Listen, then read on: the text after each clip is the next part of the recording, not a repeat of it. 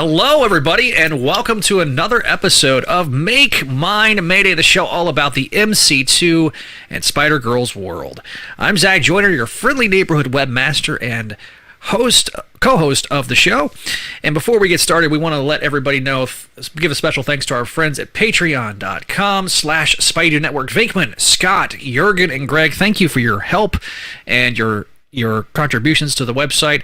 It really, really comes in handy. And if you want to see more great things over at patreon.com/Spidey Network, check it out. We've got we've got a new episode of Voices from the Eyrie that's going to be dropping later this week.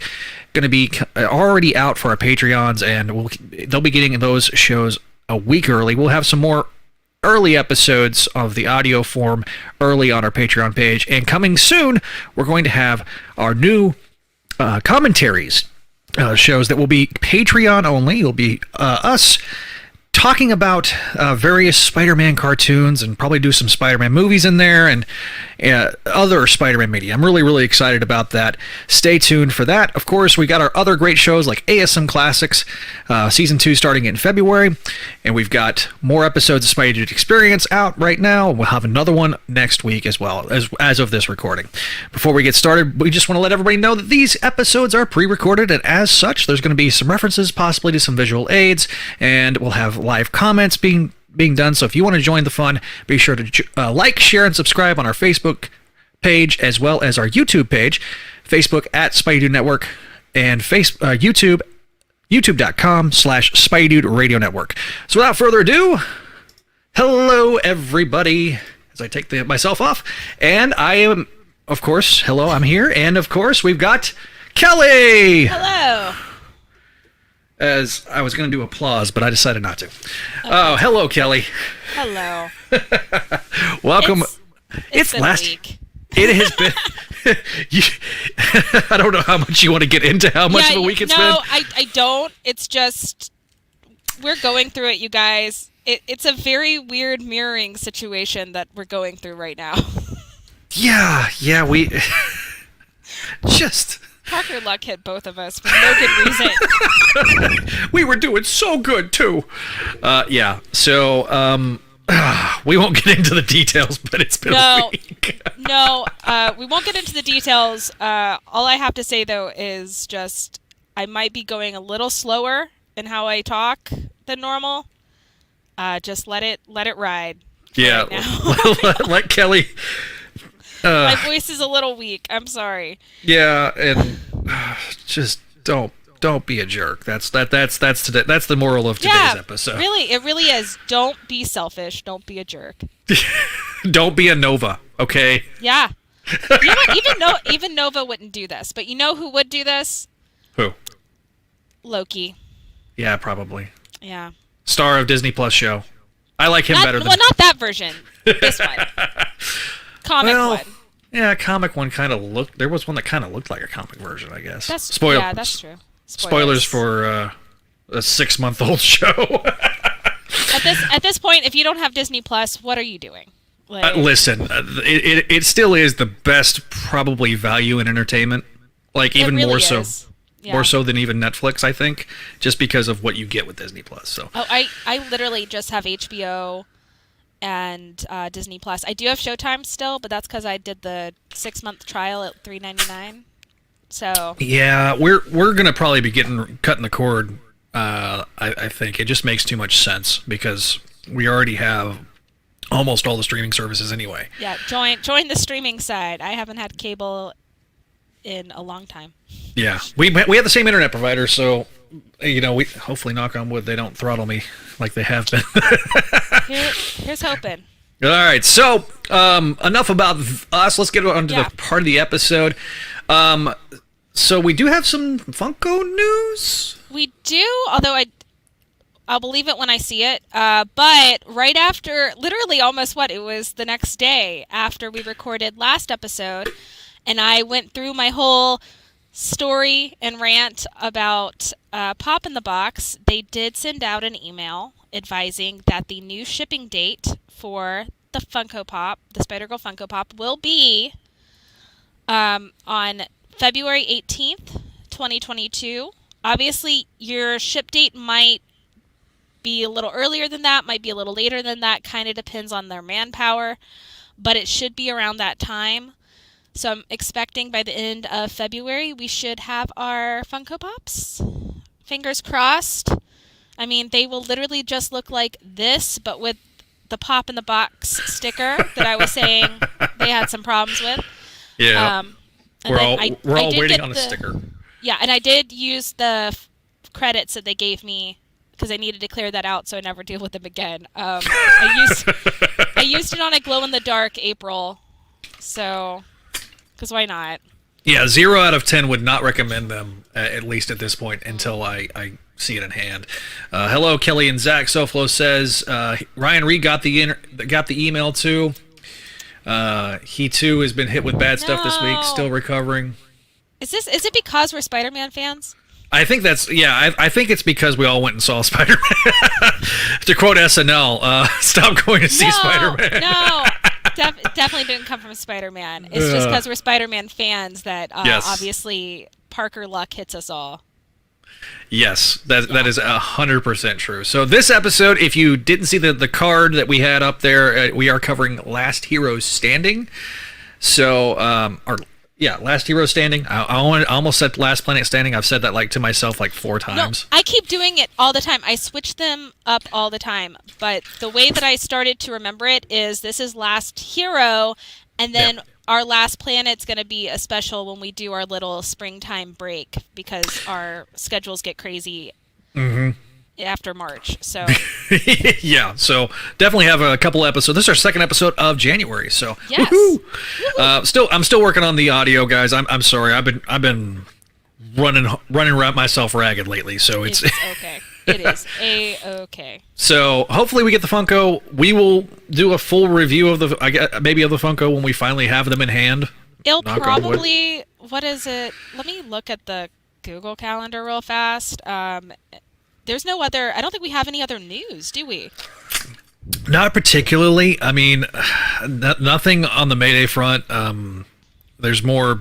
We covered the ASM stuff last, a little bit last episode. People are like, oh, we want more Mayday. I'm like, yes, we all want more Mayday, but we do. Yeah. If you have not joined our Discord, by the way, highly recommend that. We have some good fun conversations there, and there's also a Spider-Girl Discord that I'm going to put in our links page too. Yes, run by Sven, and they're awesome. So they are really great guys, great guys and gals. And of course, there is the Reddit page that is r/Spider-Girl. I think mostly kind of run by Frogoat, and then I have some monitor capabilities sometimes when I can look at it. But I was going to say, and I'm right on this. So if we're going by the schedules that we have so far, issues 97 through 100. We're going to record on March 10th, and that should be plenty of time for us to get our Funko Pops. Ooh. So maybe we can show it off there. We might be able to show it off on the 24th, but we'll see, because that's, I think, the episode right before it. We'll see, but clearly it's going to be a while, and we're going to give them time. I'll believe it when I see the whites of Mayday's eyes. Yes, I feel that. Yeah, with her slightly bleeding paint. Yeah. That's the one concern I've got. Right.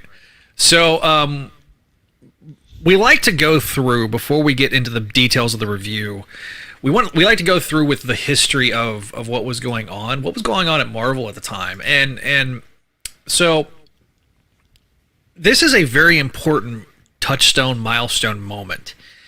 And so, buckle up. It's going to be an interesting time period we got. So Tom, Ron, and Pat and Sal participated in a Spider-Girl fan appreciation panel on Saturday, April 23rd, 2005, where they made a stunning reveal. Spider-Girl, which, as we've spoke about last episode, was only at issue 85, was given a full guarantee of 100 issues. This was due to 2 factors. One, obviously, was the loyal fan base that we've discussed ad nauseum several times. But the second and equally important reason was the success of the digests. At this point, they had been released, and the 3rd digest was about to be published. This success gave them a year to add more stories. It was a huge and massive win for Marvel, the fan base, and Mayday. Last Hero Standing was also announced as a weekly series that would be added to the repertoire of MC2-based titles and be the big event comic for the universe in the year 2005. So I actually went back. This was not easy, but I did find the original from those solicitations. It says, a weekly 5-part event that unites 2 generations. The great heroes of the Marvel Universe are vanishing without a trace. What has happened to Spider-Man, the Thing, the Scarlet Witch, Captain America, and the rest of the Marvel Universe's heavy hitters? Spider-Girl, the Fantastic Five, and Annex must join forces with today's superstars to uncover the answer. And the trail leads to a major Avengers villain. Does the presence of the Watcher signify the end of this age of heroes? So, yes, it was a weekly 5-part event. It came out.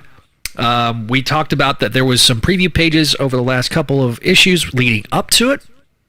And so we're going to... Kelly, you want to explain what we're going to do on the rundowns? Yes. So because this kind of was set up a lot like... almost kind of like a trade paperback, and it was done weekly, we're just going to read through our breakdowns as a whole. So, like, I'm going to break down issues 1 through 3. Zach's going to break down issues 4 and 5, and then we're going to kind of give our thoughts on it overall. And then if you guys want, everybody's that's listening to the live as we're recording, if you guys want to bring up points that you'll want to talk about, we'll definitely dive deep into those.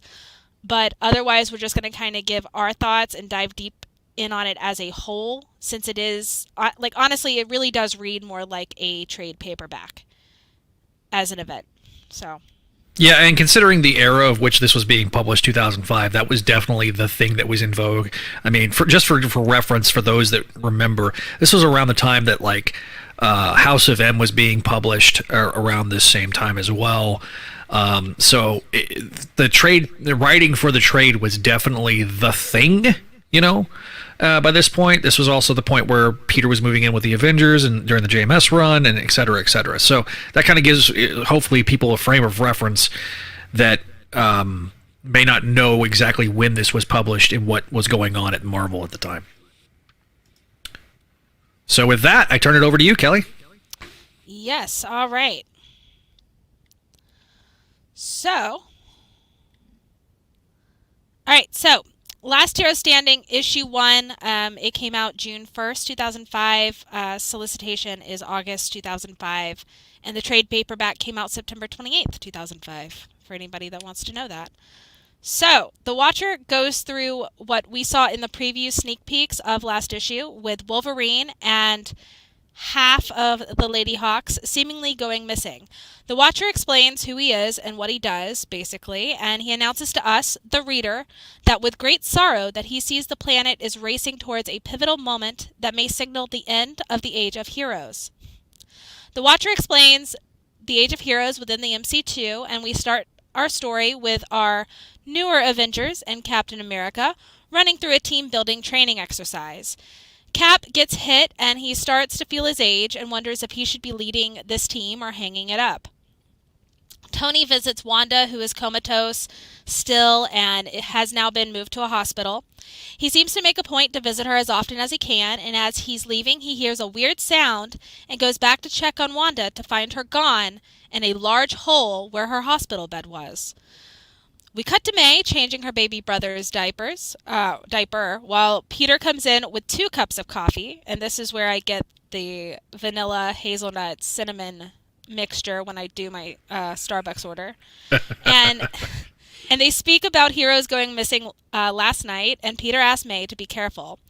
We see Ben Grimm get kidnapped and set off an F5 signal, and Tony informs the Avengers of what happened to Wanda, and that Cap advises it seems like everyone who is disappearing is being kidnapped the same way. Thunderstrike talks to Stinger about not understanding the method of madness in the kidnappings, and while Peter and Phil discuss the Lady Hawk kidnapping while walking, I think, from lunch, I wrote metal monster, but a troll soldier comes up from the ground to fight Peter. These metal monster soldier things come up from the ground and cause chaos as Pete tries to avoid this one guy who said he just wants to end the madness. May answers her phone, and it's Phil who is telling her that a bunch of armored thugs kidnapped her dad, so May quickly changes and heads that way. The Warriors are there when May arrives, as Phil called them to, and he's changed into his Green Goblin uniform. And they all head down through the tunnel that was made by the thugs, and they run into the Avengers and the F5, and they see a whole network of tunnels underground. We see the armored thugs pull Peter up from one of the tunnel entrances, and we learn from their lord/leader that we can't see yet that they are collecting heroes for some revenge against an unforgivable sin. To be continued. All right, so then that brings us to Last Hero Standing, Issue 2. Info, June 8th, 2005. Solicitation, also August 2005. I am going to take a quick drink of water. Take your time. Take your time. I think I did pretty good.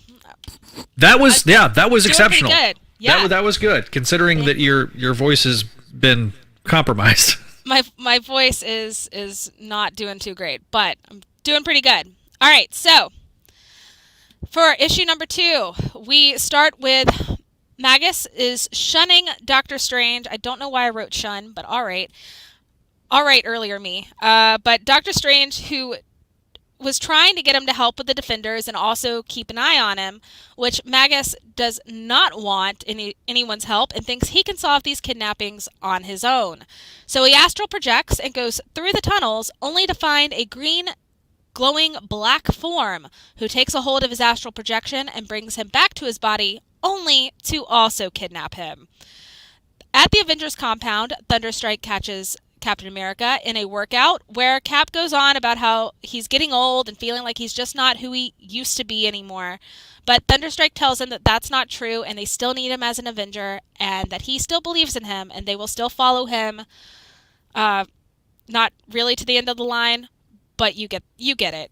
I mean, if it was written today, there would be a reference to the end of the line. There would be. That is true. So, Fantastic Five and the Avengers have worked out some theories to follow through on to see if they could find some leads. They've narrowed it down to the Mole Man, Lava Man, Kala, Queen of the Underworld, Tyrannus, and Terrax, whose armor does look like the troll monsters. So Jubilee, who is video conferencing, says that the X-People are going to investigate this alone as they feel that because Wolverine and Cyclops is now missing, this is clearly a mutant-targeted situation. And I'm sorry, but I've got to write from my notes on here, which was like, okay, but that doesn't make sense because at that time, they only knew of 4 people. Cyclops is now, I think, 5 for them. Or no, it was 4 before they know about Magus. And at the time, Wolverine was like the only mutant, but all right, because it's like I think it's like now 33% mutant. Clearly a mutant only problem. Cool, Jubilee, very awesome. So Rena isn't a fan of how the X-People are handling it, and something I actually agree with her on here. Cool. And why she went to the Avengers in the first place. Mainframe, Earth Sentry, and Tony's bodyguard, who refuses to give his name, but we know it's Rhodey. Go look for Lava Man and Kala. Speedball and Nova offer to find Terrax. And Argo and Bluestreak ask to follow along, but Nova says he can't babysit. Argo then shuts him down when he advises he's the son of Hercules and he needs to watch his attitude, which is fair, because we've established that Argo is a little bit of a hothead. Oh no, you froze. Nova does. Oh no. Did I freeze? Am I still You here? froze a little. Yeah, you froze for a second. Just of course. Repeat what you said from Argo. Yeah, no. So Argo is right here. He's a hothead, but Nova's being uncalled for. Yeah, it's Nova. Completely. So, anyway.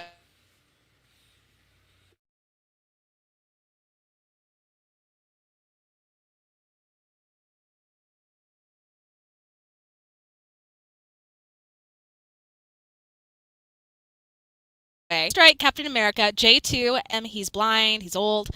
Like, come on. Like, he's no longer a hero. Am I still... Yeah, you were cutting out a little bit. So, just repeat what you just said. I'm sorry. I hate that you're having to repeat yourself, especially in the state you're in.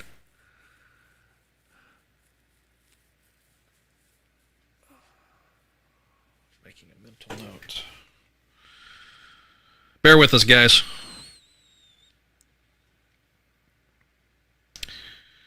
I know why. All right, am I back?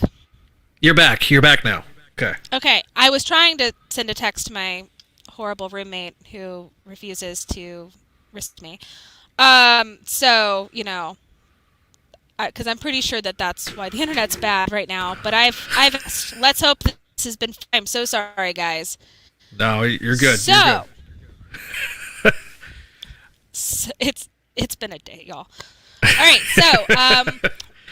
so while at the dojo, Barton tries to downplay that no one would be looking for him, but the rumbling sound starts, and before we can see what happens, we cut to May talking to her mom about her missing father. MJ is worried May might make unnecessary risks, and May says she can't make promises. She has to do whatever she can to stop the kidnappings. It's not only her father that's been taken. Stinger calls Spider-Girl advising that American Dream and Freebooter are now missing in action, and May tells her mother she has to go.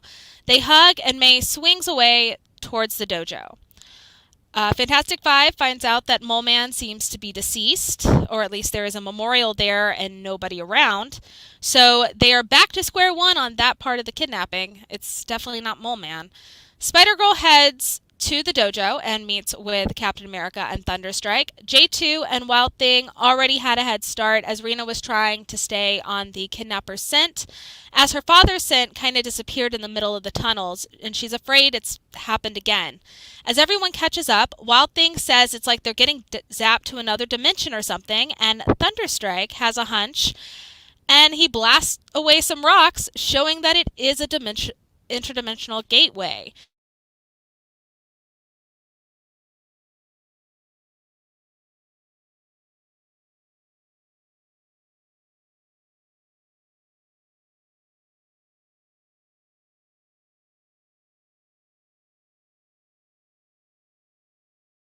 Kelly's froze again.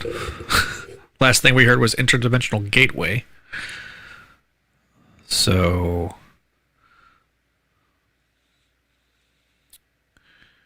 they all notice that they have no way of communicating to Stinger. Where did I leave off? I just realized I lost connection. Yeah, no, you lost connection. Last thing we heard before you cut out was interdimensional gateway. Awesome. Okay. Yeah, this is not okay. I'm sorry, y'all.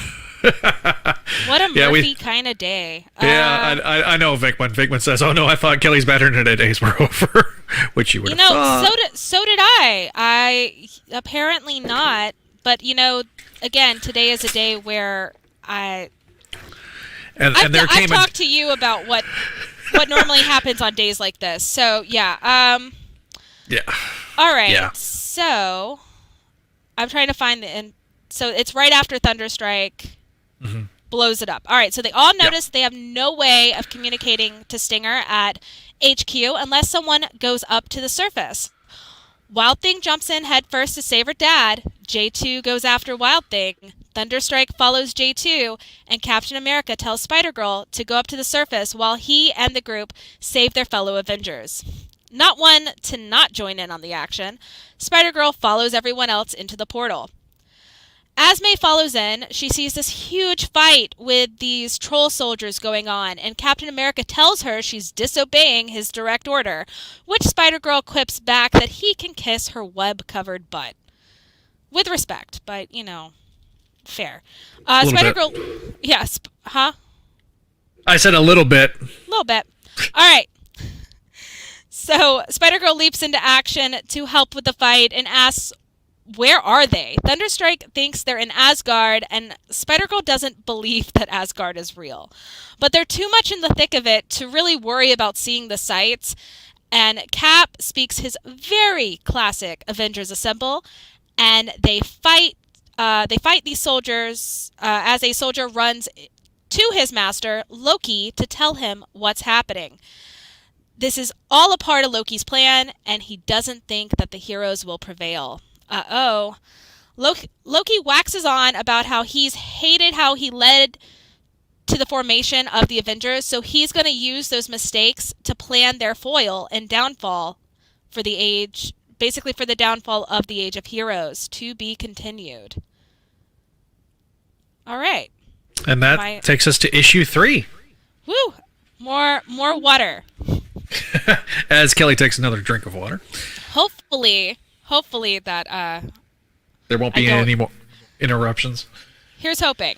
All right. So, info, June 15th, 2005, which was the cover date, and solicitation is August 2005. So, we start off with Mary Jane is trying to call May, but to no avail. May's out of her service area, and I did write and count out. And yeah, it has been 17 years since that was a real thing. Because, now you don't have roaming charges and weird things like that. So, right. Cool. I'm glad things have evolved in the last 17 years on that. Yeah, but it's been 17 years, and I distinctly remember a time where this would happen. Yeah, simultaneously makes me feel old. Yeah. So, anyway, as Mary Jane cuddles baby Ben, and thinks on trying to call her daughter Cell again, she hears a creak of a window and rushes into the master bedroom and sees Peter getting into his suit. But he seems off, like he's talking a little off.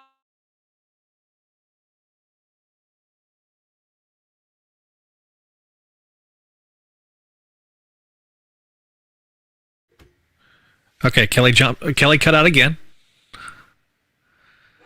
Hi, Levi. Says I am old. As Kelly Coughing, she sees that. Yeah, you. Not okay. This is not okay. I know. So, all right.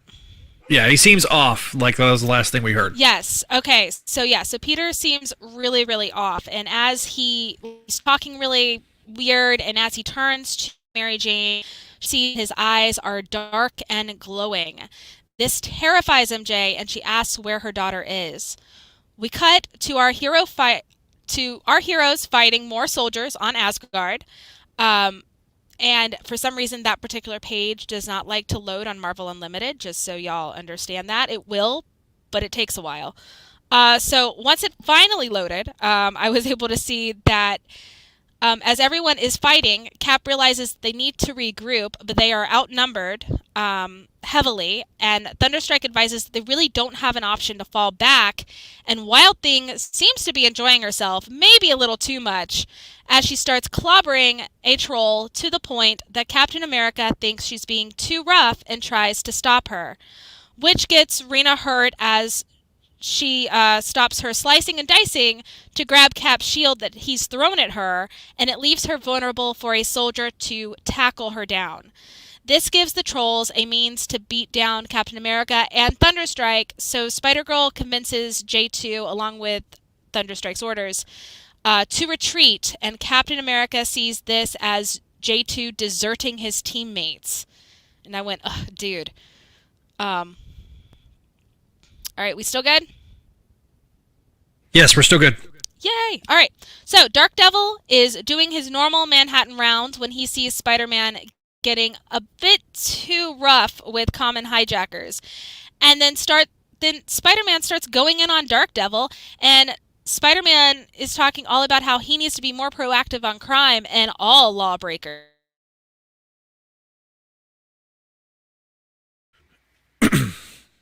And Kelly cut again. Lawbreakers. Last thing we heard. Trying to keep the air, at least amount of dead air. So. Different. Okay. Y'all, okay, I'm back. You're back. Lawbreakers was the last thing we heard. All right. Cool. So it was Lawbreakers, and basically all I said was Daredevil was correct in saying that, there's really not a difference between the two in terms of being a vigilante and a hero. But, all right. So Vision come by the Avengers compound as Sting requested. Vision advised that the President of the United States is concerned that these kidnappings might be a threat to national security, so he needs to know what is going on. Stinger has been told that while Wild Thing is now missing in action, Wolverine and Cyclops have appeared again and seem to be unharmed. Jarvis asks Stinger to come to the conference room as some unexpected guests have arrived. So Magus, Hawkeye, now in his gear, Scarlet Witch in hers, and now coherent and not in a coma, Freebooter and American Dream are back fairly safely, but with dark, glowy eyes. Something Vision finds suspicious. No one can figure out how they got there or how long they were gone. Freebooter just wants food before he goes over some ideas he has on fighting crime. Jarvis comes in and advises that they have a major confrontation that is going on in Forest Hill in need of assistance. Some trolls are searching for Spider-Girl and J2. J2 advises who Loki is, since May doesn't know. And J2 advises he isn't sure that they can survive going head-to-head with Loki on their own. They probably do need to call the cavalry. Captain America, Wild Thing, and Thunderstrike are captured but awake, and Cap tries to tell them how Avengers would never leave other Avengers. But Thunderstrike advises he told J2 to leave and get the team, which he expects is what's being done. And Wild Thing reminds Captain America that she knew what she was doing.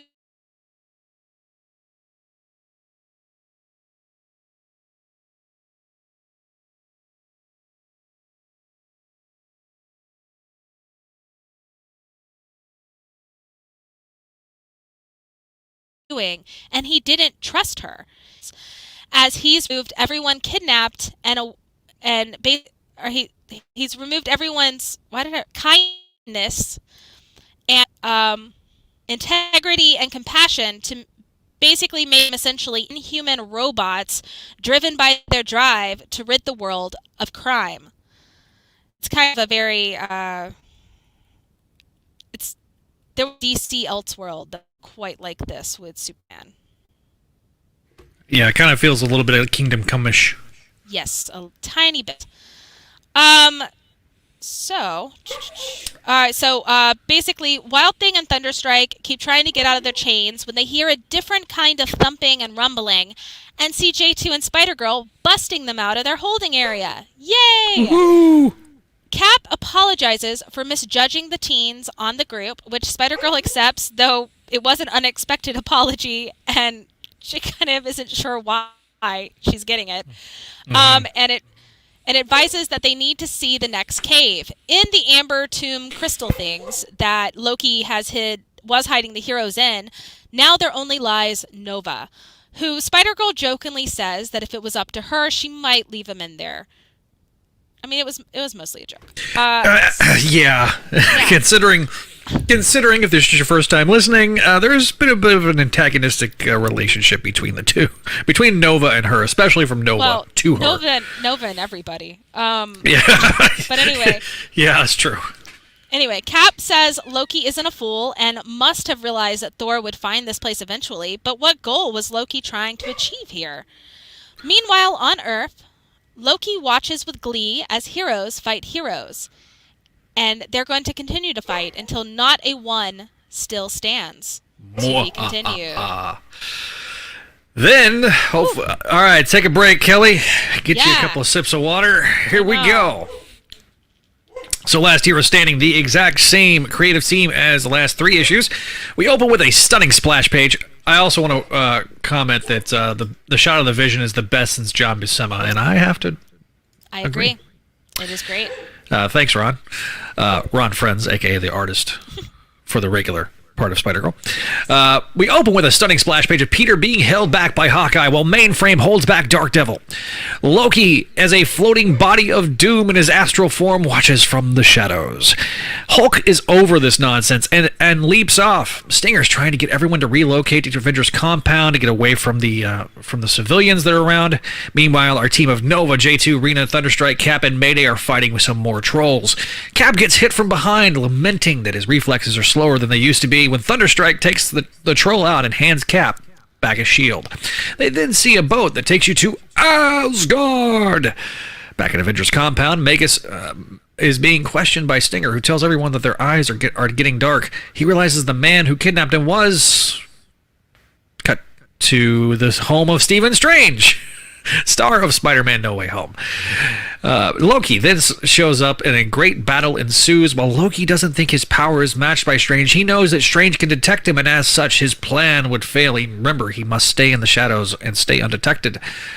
Hulk shows up and he's mad because he's being manipulated and sees Loki and recognizes him. Unfortunately, he's manipulated further, with Loki remarking how instrumental he was in the forming of the original Avengers. Hulk then smashes his way out of the house when the rest of the heroes show up. Hulk is ready to strike back and he's frustrated at the situation. He quickly takes out Daredevil, Buzz, and Freebooter and tears Mainframe's arm literally off before sitting his head into the cheap seats like a Barry Bonds bomb. That's semi-topical since the Hall of Fame. Stinger is thinking with a clear head and remarks that there is innocent bystanders, but Logan and Spidey will have none of it. Because remember, they're acting on their most basic level. Meanwhile, Magus tries to help Strange, unaware that he is too under the spell. Strange kind of thinks it's weird because he's not detecting the magic either, and it's because, well, he realizes that maybe that Magus is under Loki's spell. The Avengers are taking it in at Castle Supreme of Asgard, and Cap is still feeling the effects of his recent battles. He begins to slow down. Nova is being Nova. And being a jerk here, remarking that Cap should stay behind and that they wouldn't survive as a role model. Perish the thought. God, I hate him sometimes. Thor shows up and he makes his grand entrance, and Cap and Thunderstrike remark how the situation is going. Meanwhile, back on Earth, Hulk is continuing his rampage and takes out Argo and Blue Streak. Wolverine comes at him and Peter and the Goblin join the fray. Peter remarks that the world is better off without Logan because Peter's being now a jerk, and Hulk says that he likes that Peter suddenly has a mean streak. Hulk grabs his leg and starts to swing him, and I think that may be his bad leg. I don't remember. I think it is. So grabs his bad leg, starts swinging him around. MJ is watching at home in pure horror. Visor is tending to Cap while Mayday continues. Did I say Kaiser? I said Visor, didn't I? Yeah. It's Kaiser. Yeah, Visor.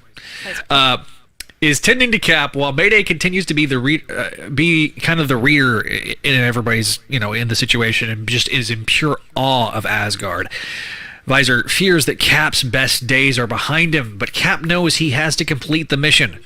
Back on Earth, Cyclops tries to end things to no avail, but Vision tries to inflict a ton of pain by putting his actual arms into Hulk's chest. This is made more funny by my typo by saying pouting his arms into Hulk's chest. But he actually goes intangible, puts his arms into Hulk's chest, and this is supposed to render him a lot of pain, but Hulk then literally smacks Vision and breaks his arms.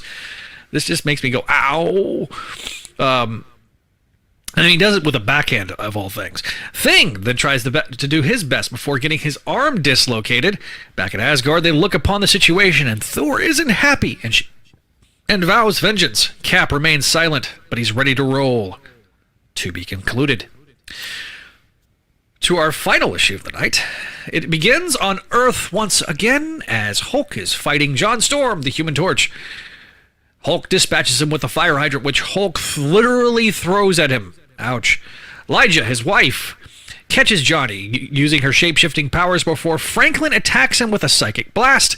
This starts to slow Hulk before Big Brain decides to use a device that's supposed to siphon away the gamma that was designed by Banner. It should revert him back to human form, but Hulk doesn't like this and, of course, hates being called Banner.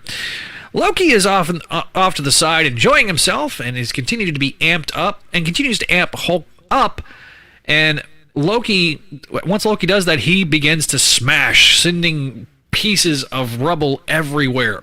This causes Big Brain and Franklin to be taken out. American Dream says that they have to kill the Hulk. It's the only way to end this. Stinger still has her wits and remarks that something has to be causing this. She's very confused. Meanwhile, back on Asgard, Thor looks on at his Zordon-like viewing globe as he pulls Cap aside and expresses his concern. Cap reveals that this is in fact his last mission. He's resigned himself to the mere mortal status. Nova, of course, is being still Nova, a jerk. Visor quickly realizes that he's under the spell and zaps him to stop it. The heroes begin to think that maybe he's gone nuts, but Nova tells them that he was affected by the situation. Visor warns that they must get to Midgard to prevent the souls from going dark as black. Thing and Logan are doing their version of a fastball special, but Hulk then swats them out into a nearby storefront. A portal opens, and we see our heroes with Thor leading the charge. Thor and Hulk start to brawl, and Mayday sneaks off. Her spidey senses are going off, but she can't figure out why. She knows there's danger nearby, but she just can't quite place it. Visor shows up upstairs because remember they're fighting in front of Doctor Strange's house, and actually reveals to Magus that Stephen had these bounds made by Loki. Magus is stunned by this because he's like, how could I have missed it? But of course it's because he's in fact, part of the spell. Meanwhile, Cap watches Thor and Hulk fight it out, while May surmises that if she was doing this, she would want to watch. So she uses her spider sense to kind of figure out where the source of the danger is, kicks the air, and it connects. She knows she's hit something, but just doesn't know quite what it is. Just as this happens, Strange, Visor, and Magus reveal Loki to everyone. Cap then yells Avengers Assemble, directing the Avengers towards Spider-Girl because Spider-Girl's going to need some help. And he's directing things from the side because he's already made it clear that he is going to stay out of everybody's way because he doesn't want to get anybody else hurt by his actions. And so Anax then attacks, but Loki slaps them because he's got the eternal power of Asgard. But Cap also sees that Loki has a pendant and goes up and towards him, and Cap uses his shield to break it. It causes the hero's spell to be broken in terms of the curse. Thor unloads on Hulk, and Loki lashes out, saying that Cap has failed because Thor killed the Hulk. Thor yells, "Liar!" and tells them that he didn't kill the Hulk and that the Hulk actually lives. The Hulk takes a moment and starts to feel remorse, jumps onto Loki as Thor is sending him into limbo everlasting, saying that he's already been ruined on Earth and that he's going to ruin him for all the rest of eternity. Meanwhile, Visor cradles Cap and he says, everyone, they did good. They won. And then he passes away. The heroes stand around, shocked, and in their horror they mourn. But Thor then rushes over. He says he must do something that is only reserved for Asgardians, something that no mere mortals get. But because of all his adventures with Cap, he understands that he is one of the best people he's ever been around. He gives him the tribute supreme, and it's here he becomes something more. A tribute to freedom, justice, and courage. His spirit literally becoming a star. And the star is in the shape of Captain America's shield. The Watcher watches on and says that in this age of heroes, let me quote specifically because I want to make sure I get it right. Okay. From now into the end of time, it will shine among the heavens and serve to inspire countless new generations of heroes.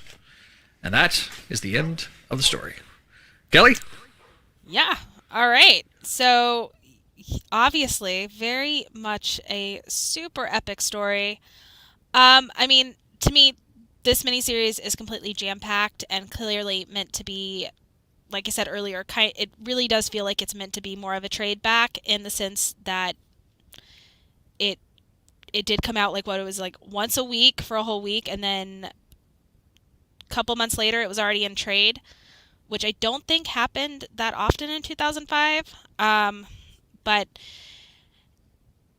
it did make sense for us to break it down all together and review it all together. And it's got so much action that there's not really a lot of time to decompress each emotion and each little side story that's going on.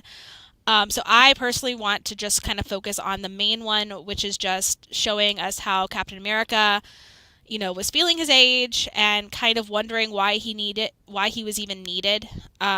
But he had no hesitation in giving his all to the fight and and he really was like the real herald to the age of heroes and has finally gotten his stars in the sky and all.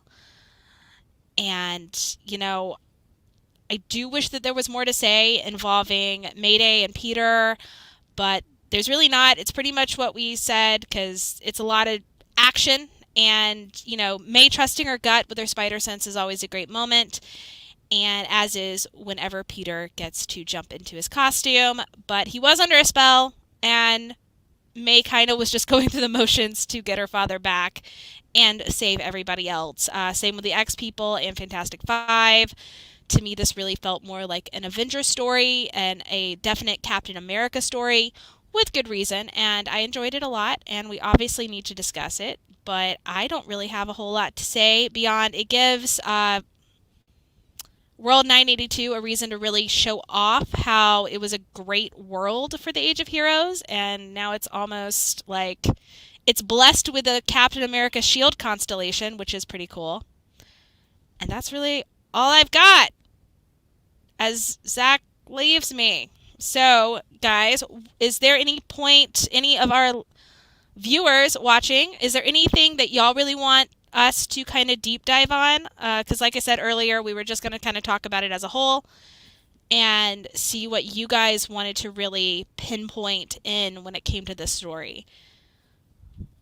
So I'm going to let you guys give me a minute with it, and we'll see what's going on.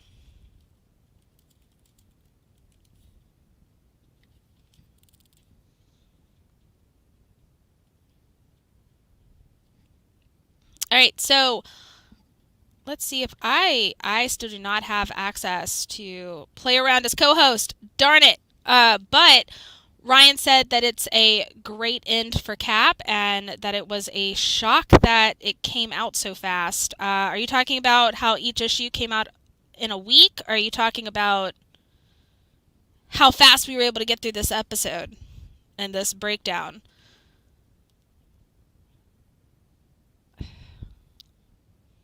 And then, awesome. Yeah, all right, so Ryan asked for a deep dive on how Nova was revealed to be Richard Rider. I mean, I don't know if it's necessarily revealed in this particular issue. I think it was revealed earlier. I'll be honest, I'm not a super Nova fan, so I don't know all about how that would be revealed. But yeah, weekly releases. Yeah, it's a lot. It was a lot. But it's really cool. So yeah, it's an epic story. I wish Zach would come back so we can hear his review. Don't know where he went. But anyway, I'm definitely taking y'all's questions, comments. Like I said, SoFlo said that this is an epic story. I agree. Vinkman said this will probably be talked about more next episode, but I'm wondering where Mayday's broken arm from issues 89 and 90 came from. Supposedly it came from Last Hero Standing. It did. Towards the end, you see her holding her arm. It just happened during the fight. I don't think we get any kind of major thing on it. But she is holding her arm while Peter is kind of hobbling towards her, and I assumed that was her broken arm. And SoFlo said, cool how Cap gets a constellation. It is really cool. I was like, it's kind of like World 982 gets blessed by classic heroes and is like the real Age of Heroes if I wanted to get kind of na-na about it, because, during this time, there was a big push on, being kind of nitty and gritty, and these heroes in MC2 aren't so much that, as they just have a lot of heart, and so to kind of have a very classic, less ultimate style Captain America kind of be that herald for a revival of the Age of Heroes somewhat for this world is a really cool thing, and maybe I'm just reading into that too much. Probably am, but I liked it. I think it's pretty cool.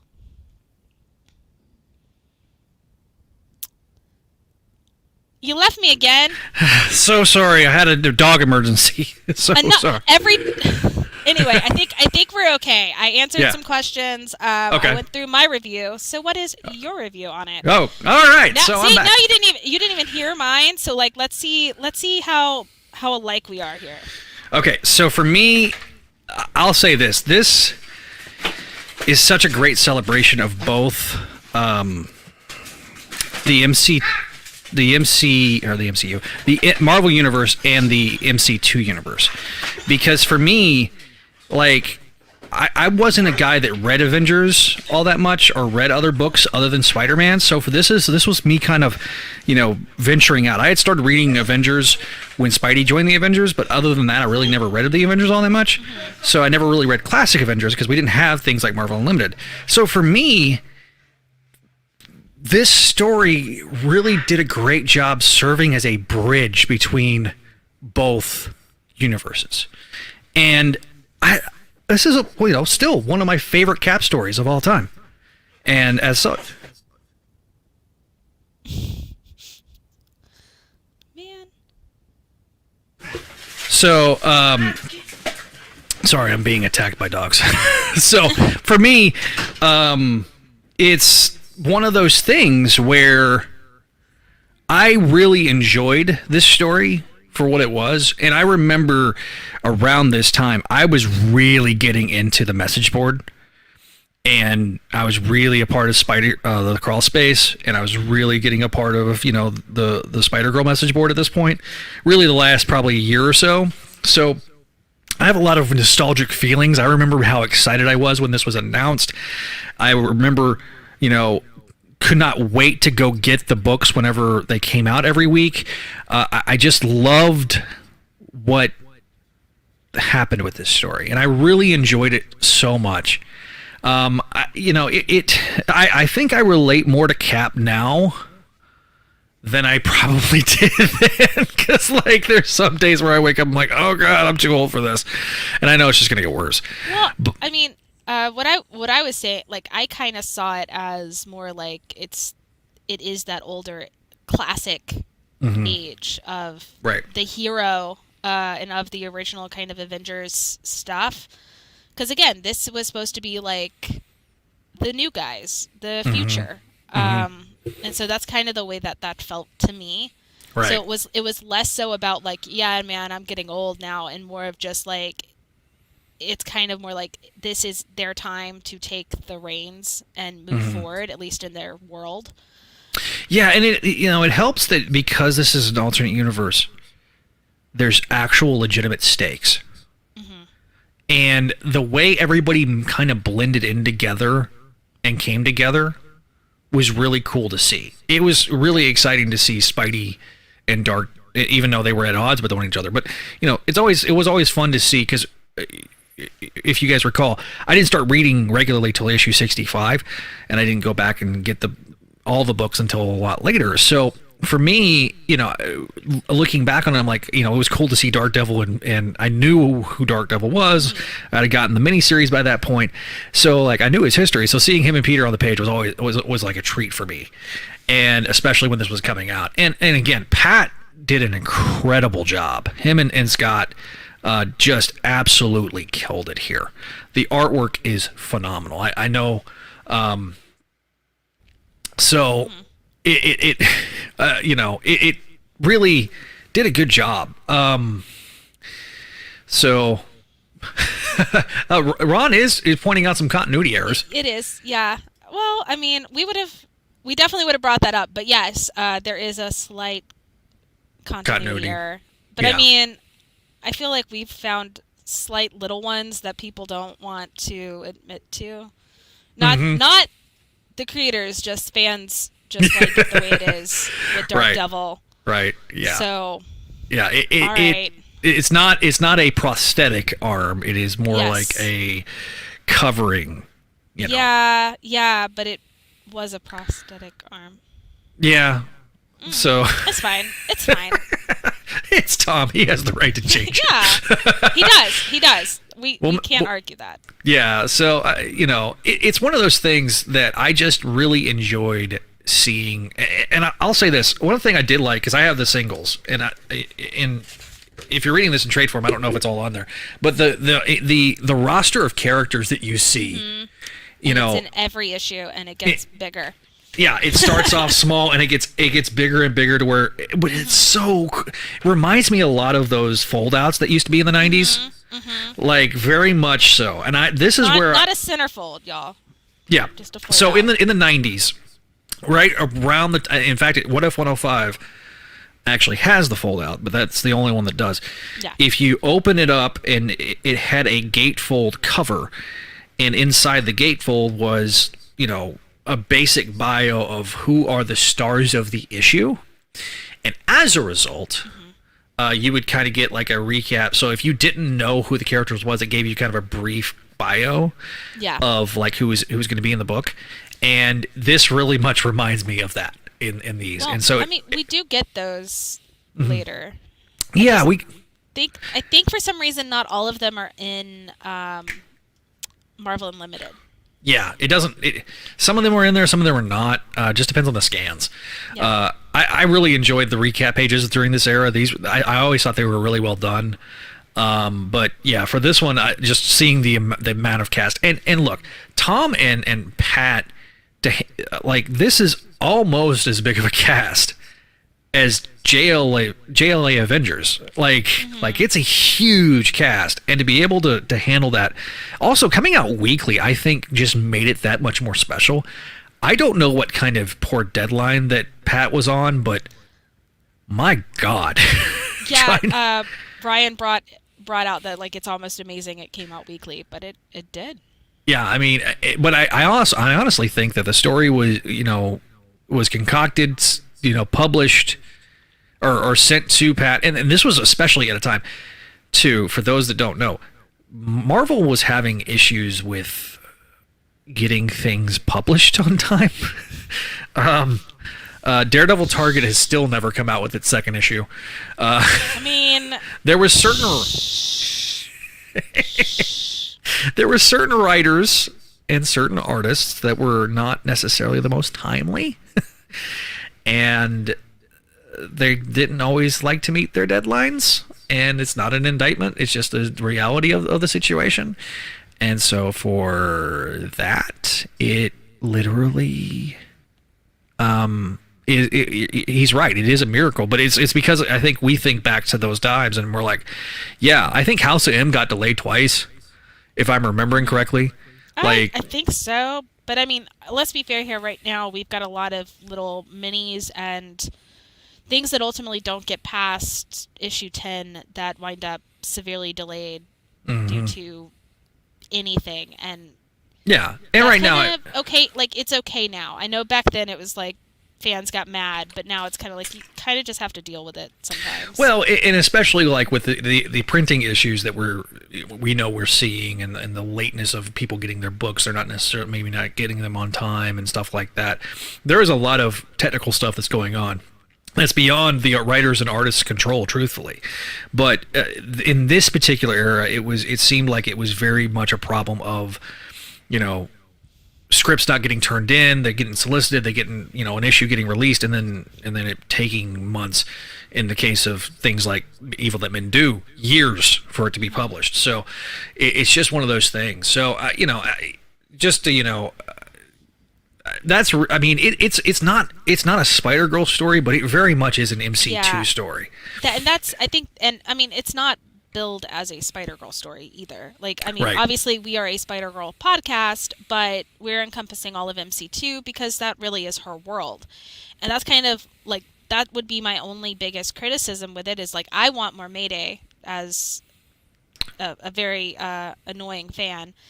And, it feels more like a next story, a Captain America story, which is fine. It's great, and it's good as it is. It's just like, it's more of that kind of, like, if you're coming at it like most people are now, going, oh my goodness, I want to read everything about Mayday and Spider-Girl, you might get a little lost, because there's just so many things that lead up to this. Side books. No, this is definitely one of those things that you need to read it when we, like, around the time that we're, the thing about Kelly is that she's very thorough, and so there is a rhyme and a reason as to when we have the issue, we have the episodes come out, because we try to be as close to when it come, like when they're being published as possible. They were published, yeah. Yeah. I think the only times we've ever been a little iffy, and it'll still be that way during the beginning of Amazing, is the side books, and that's just because they do really, especially with Amazing, they work off each other, but we can't really do one and the other, one and the other. So it'll be like 1 through 4 here, and then maybe the mini, and then keep going, because it's all we can do. Exactly, and that's, like, there's not a ton of side stuff left. It's mainly, I mean, especially, when we get to the latter half of Amazing, the amount of MC2 material really starts to decrease. Significantly. We've got out of the side books, we've got a Last Planet standing, as the comments are talking about, because it directly ties into the end of Last Hero standing. Yes. And then we have an A Next mini and another Fantastic Five mini, and then that's it. And I'll say, other than the little Spider Island mini, which I feel is more of an Avengers MC2 check-in. Yeah, which after I mean, all we had to deal with doing Spider. Anyway, but that's more tied into like this. That's more like a tie into Secret Wars type situation. It was, yeah. So we'll get to, oh yeah, and I think I do have Captain America Corp and the American Dream mini. There is also that. Yeah, so there was an American Dream mini, my Captain America Corp, where Dream does have a she has a good chunk of it. So yeah, and that was written by Roger Stern, so it's going to be good. Yes. But yeah, no, I love that. If there's a way for Cap to go, this is the way for him to go. I agree. And he gets a constellation in the sky like Hercules. Yeah, that's pretty cool. Yeah. That's pretty darn cool. So so sorry about my having to duck out. I think we lost the email to you so no, you DM that thing How to did me. That happen? I kept it in there. I don't know what happened. I don't know what I did. All right, hold on. I'll read it. Do we have? So while I pull this up, is there any mail call? No. Not any mail call. There is no voicemails. So if you want to leave us a voicemail, you can always leave us a voicemail at 818-925-6631. That is the voicemail line for all of the shows here on the Spidey Dude Radio Network. All right, and we don't have any reviews? No. Okay, I did look earlier. I didn't see any reviews, but if you want to leave us a review, you can leave us a review on Apple Podcasts, Spotify. There's really not a spot for Spotify reviews yet, though. I know you can give us 5 stars on Spotify, so please do that. That really helps with the algorithm for people to notice where we're at. I also we have all the other shows on Spotify. One thing to note about Spotify that I like right now better than Apple is that if there is episode covers, which there is on the other shows, they actually show up on Spotify. They don't show up on Apple. Don't ask me why. Yeah. I'm still trying to figure that out. And Spotify is learning on what helps. And in fact, eventually, as they're doing a slow rollout, we will even be able to embed the YouTube videos into Spotify. So you guys can see us on your phones as you're listening on Spotify. So it'll be another place to kind of catch this eventually. So, let me read Vinkman's email first, and then we will get to his sly comment because he knows that answer. So Vinkman has written to us and says, "Hello, Kelly and Zach. Thank you for ringing in the new year with another amazing, spectacular, sensational, and web of episode. Well, at least I didn't say nonstop. Previously, I reviewed those for Crawl Space Satellites. They weren't that bad. The art was bad. Story was actually pretty good, though. But previously on Make Mine Mayday, we were all shocked to discover that 2 very important pages were missing from the digital version of Spider-Girl 88. As mentioned before, while it would be nice if this gets corrected for the complete collections, there's a real possibility that Marvel might never fix this little problem, and the only way to see those pages is to read the original issue. From that standpoint, it reinforces my stance that having physical media will be better will always be better than relying completely on digital, because if something ever goes wrong, you still have a hard copy as a backup. This is also why I collect different home video editions of certain movies and TV shows, because there are sometimes subtle variations that aren't always carried over with each new release. I could literally spend hours telling you about all the differences between the various VHSs, Laserdisc, DVD, and Blu-ray releases of the James Bond films, but I won't, because this is a Spider-Girl podcast and I'd like to try to stay on topic. Thank you. Now, having said all that, I do get the appeal of digital, especially when it comes to comics. I myself finally caved in and got Marvel Unlimited last year, and I completely understand why so many have embraced reading comics digitally. It makes comics much more accessible to new readers who wants to read everything from the beginning without having to pay scalper prices for key issues. But again, as convenient as it is to read comics on my phone, I still insist on keeping physical copies of the books I love and care about in case something does happen. So until Marvel gets its house of ideas in order and truly puts out all of MC2 on Marvel Unlimited, make mine Mayday. Sincerely, Vinkman. Vinkman, you forgot a hashtag justice for J2 here. But thank you. Thank you for your email. We appreciate it.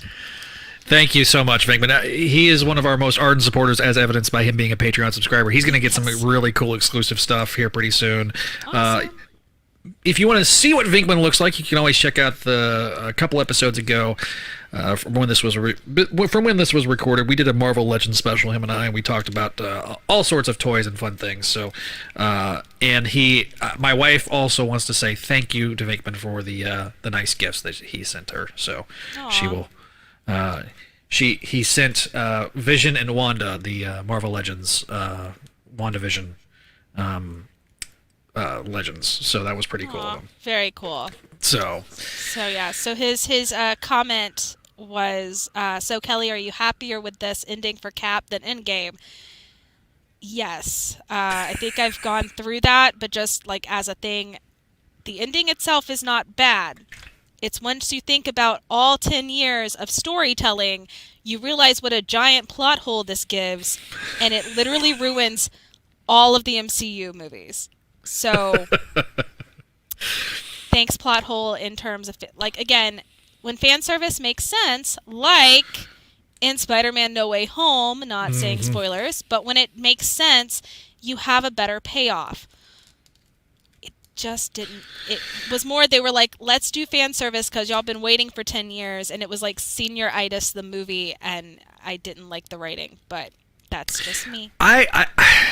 I get that. I understand where you're coming from, because like the whole thing with Cap and in particular, I think that part that may have been the one part that I was like, that's the one part where you can't sit there and just kind of accept certain, because it was like everything before that was like, okay, I can accept this, I can deal with this. Yeah. It's a little bit of a plot hole, but all right. That just, because it negates his whole story. Like, it literally does. It sacrifices Cap's whole story in all of, like, the storytelling that was done for him. By like almost letting him make a selfish choice. Yeah, which is so out of character for him, because, like, he's been portrayed up to this point as the ultimate team player, and then he goes back and... Yeah, I mean, there's the whole warp zone thing where they did the whole Cap and Peggy and Cap's having all that. That was funny, but like it did kind of give credence to what a lot of people were upset about. Like, I have few complaints about Endgame, but that would be one of the key, like one of the few cons for me is that it did a good job wrapping everybody's story up except for his. Yeah. So. His was the one that I think if you had eliminated it and just left it open-ended where he goes off and puts the stones back and you don't see him until he comes back and he's old. But I think if you had kept the whole Peggy thing out of there and kept it ambiguous, it would have been better, yeah. Would have been far better, because everybody would have been like, it would have been showing, not telling. Yes, and that to me would have been far easier to understand, because again, too, like, it also then makes him, Agent 13's like uncle, and he made out with her. And he made out with her. I don't like it. Make it go away. But, again, neither here nor there, because obviously don't want to get off topic. Right. Too much. But yeah, I have strong feelings about that. I definitely don't have rose-colored glasses when it comes to MCU. Yeah, and look, I enjoyed you're right. Fan service was done really well, and hopefully you've avoided spoilers. If you've managed to avoid spoilers at this point with No Way Home. Oh, for No Way Home, yeah. At this point, it's officially over because they've done their interviews together. I'm trying my best to be as kind about it as possible and not super spoil anybody. But what is done, I think, far better. Like, it's still clunky, but all of the MCU Spider-Man movies are. Yeah. And I feel like this is the one that seems to have the most heart in it because they want to do right. It's almost like they're cleaning the slate to do it right, to make it right. All the little things that we've had issues with prior in the past, it's more saying, like, if we can get another chance, we'll wow you. We understand. Yeah, well, and I think if you, and somebody had made this point, I don't know who made it first, but I remember hearing this point, that if you treat the three MCU movies as a full origin story, as a complete, it shouldn't take this many movies. I mean, it's been this level of a decompression, but if you treat it that way, and so for me, it kind of goes. It kind of makes sense when I look at it that way. They were based on a lot of Bendis stories. So. That's true. That is true. So I mean, it really. But no, I remember, and I don't remember. I think I might have done it for Spider-Man 1, maybe Spider-Man 2. I went and saw that thing 3 times. Which is something that I never do. I may see it twice, but I never go see it 3 times. I mean, to me, it's one of those movies that I definitely can watch it over and over again. Obviously, I only went to see it twice, and now I'm probably not going to go see it for a bit. But, when it comes out, I'll definitely buy it. Like, I enjoyed it. I just enjoyed it for not Tom Holland, which feels bad because he normally is my favorite part of like his acting, and his characterization is generally my favorite part of the other Spider-Man movies, but now there's other things that really make this movie great, and it kind of realizes like, oh, he can't carry a movie. But we'll see. Maybe opinions will change. We'll see what happens.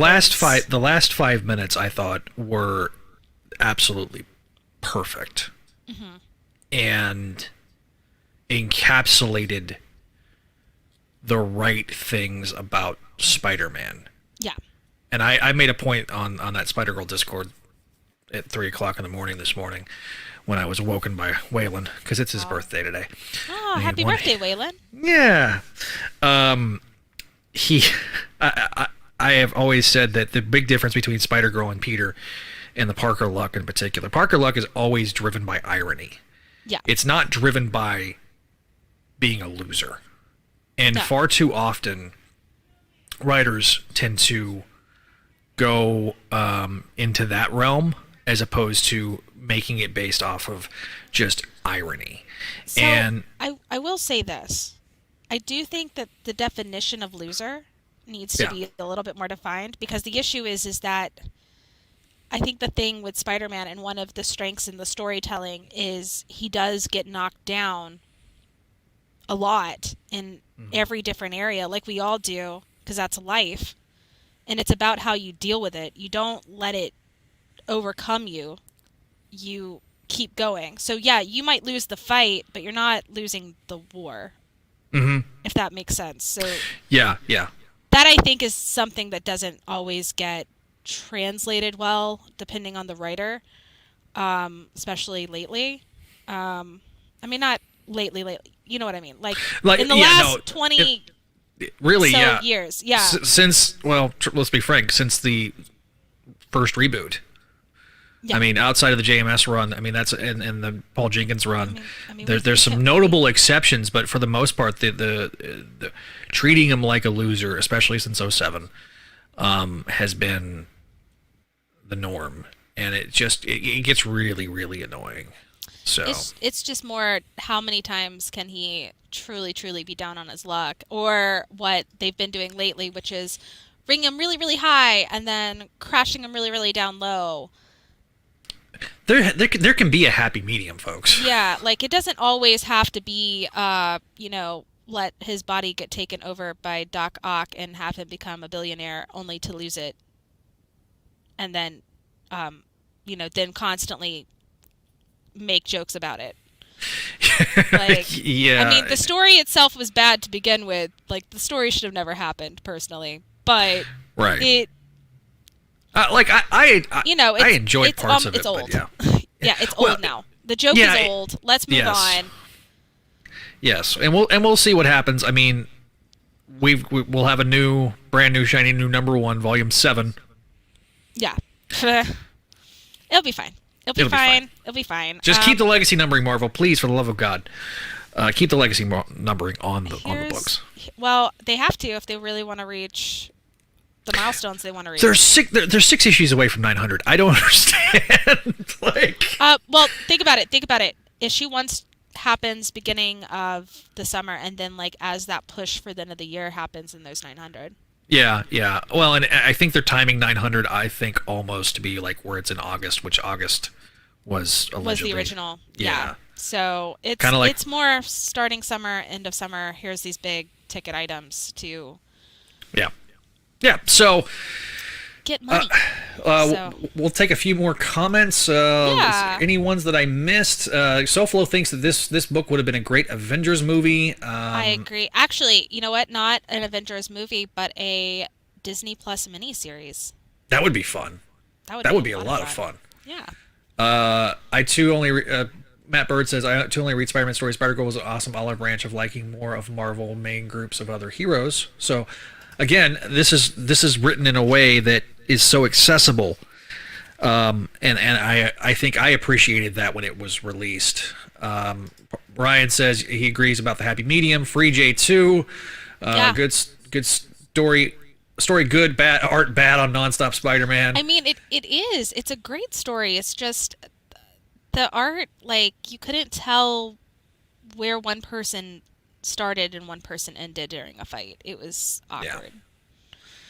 So, I hate bashing art because I'm really not trying to, because I cannot draw to save my life. But it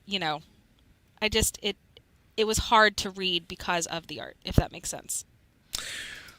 Ron was excited to see Kevin because Kevin Master. Thunderstrike. Yeah. Thunderstrike. Only reason I didn't call him Kevin is because he was in his costume the whole time. Me too. So who else can kick her web cover butt? Okay. I won't say that out loud. Yeah. I didn't. My bad. That was me pulling a Ron Burgundy. It's okay.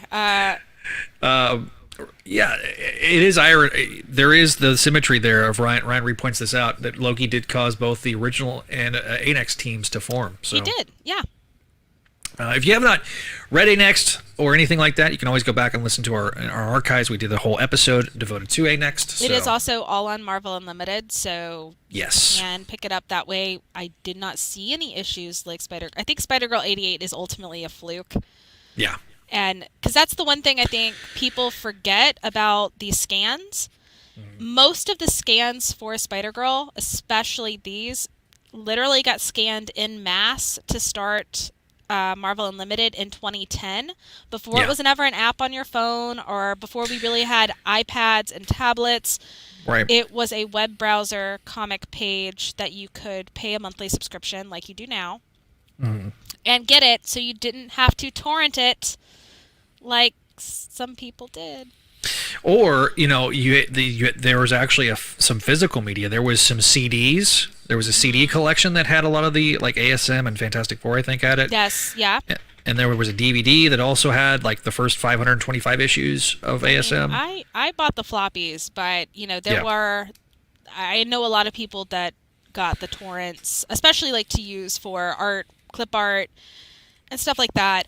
Yeah. In fact, at one point there was even, and this is kind of where this goes into a gray line, there were people that were scanning it to preserve it.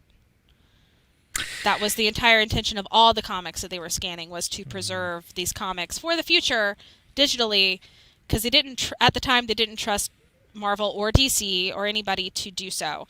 And so this was kind of Marvel's answer to saying, hey, look, we are actually listening and doing what you guys want.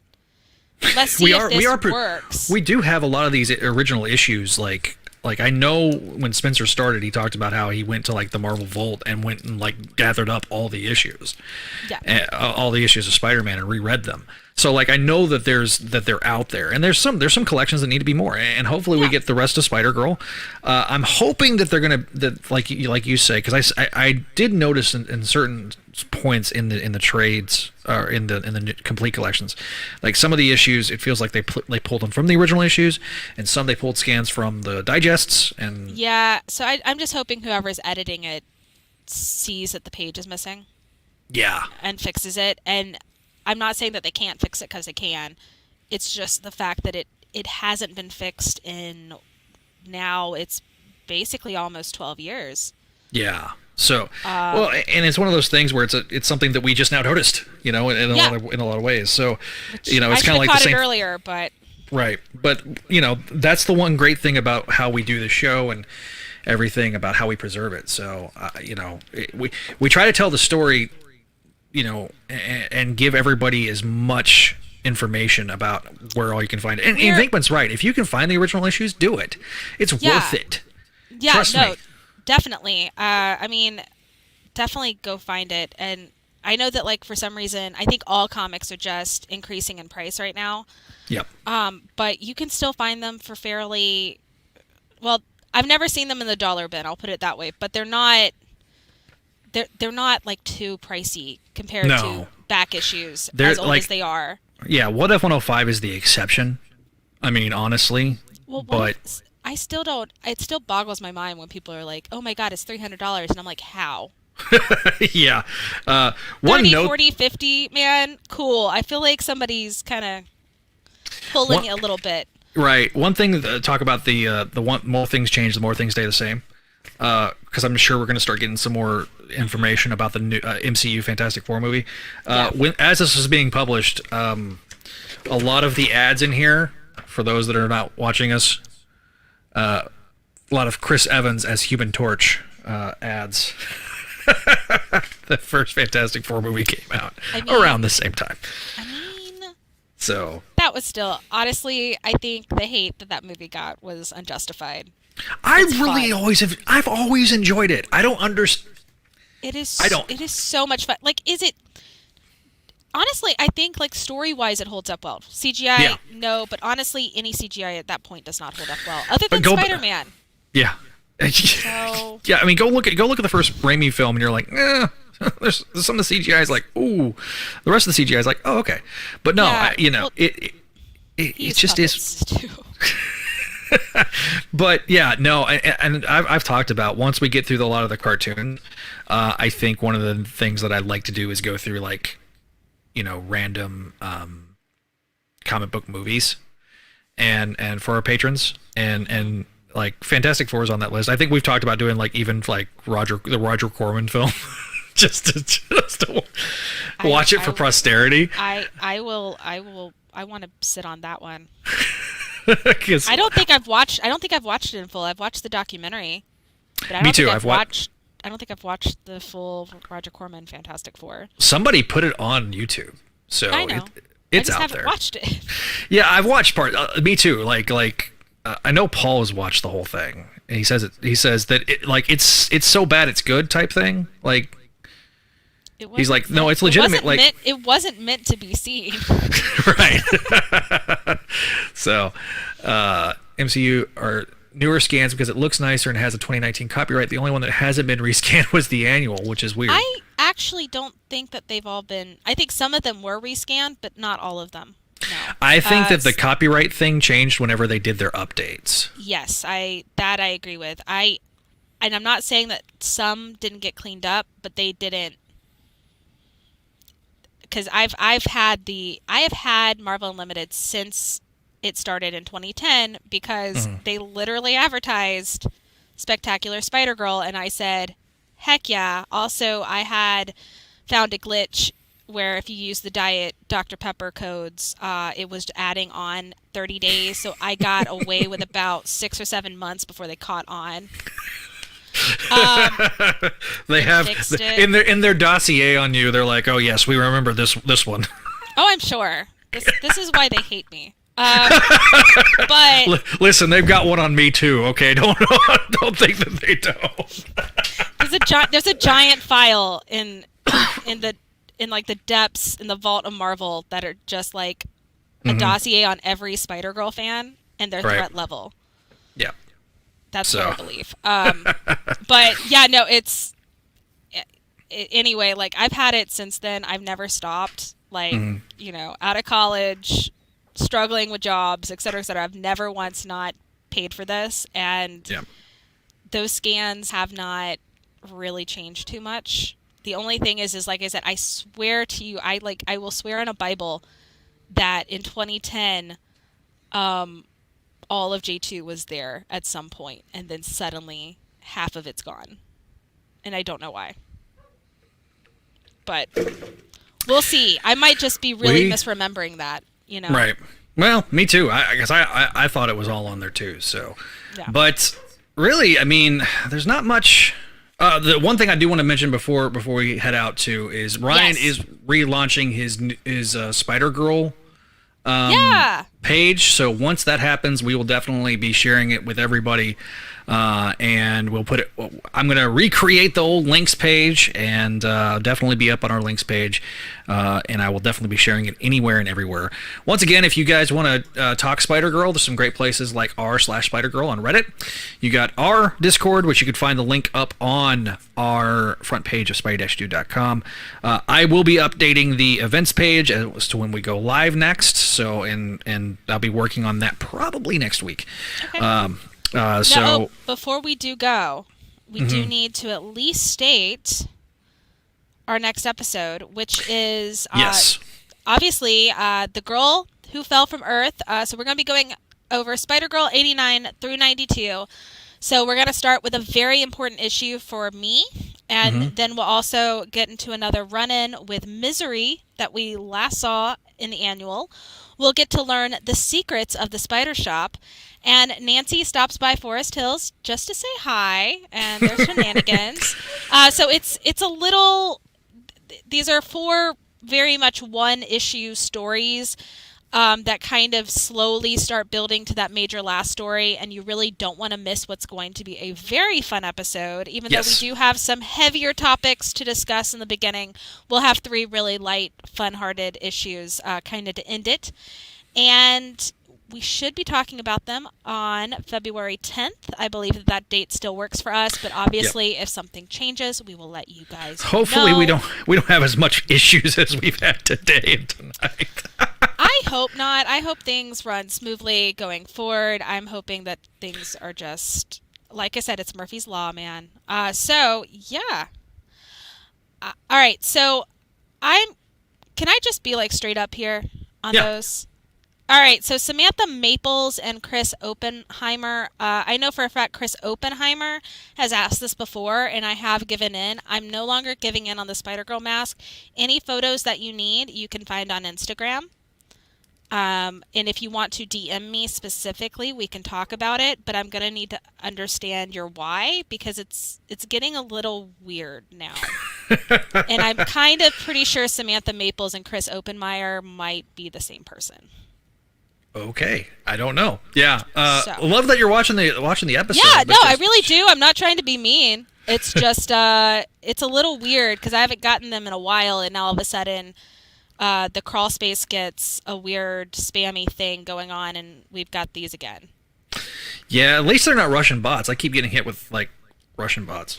Yeah, I'm really hoping that it's not anything like that. I'm hoping that I'm just being paranoid.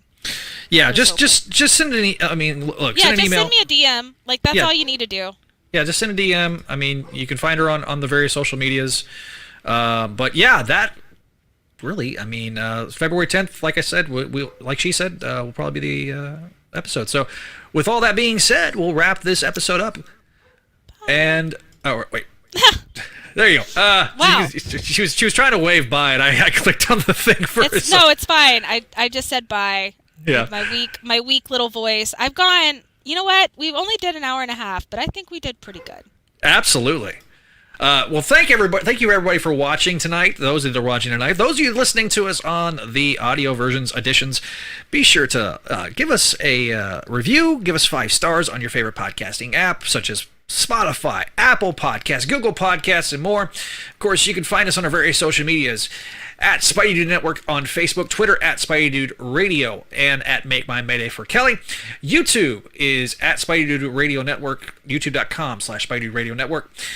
Instagram at Spidey Dude Network and at KMcDaniel28, and TikTok is at Make Mine Mayday, as well as at Spidey Dude Network. You can find me on TikTok too. There's not much up there yet, but you can find us on those various social medias. Of course, you can always find our stuff at spidey-dude.com and more. So thanks again for watching, thanks again for listening, and we will see you all next time here on Make Mine Mayday.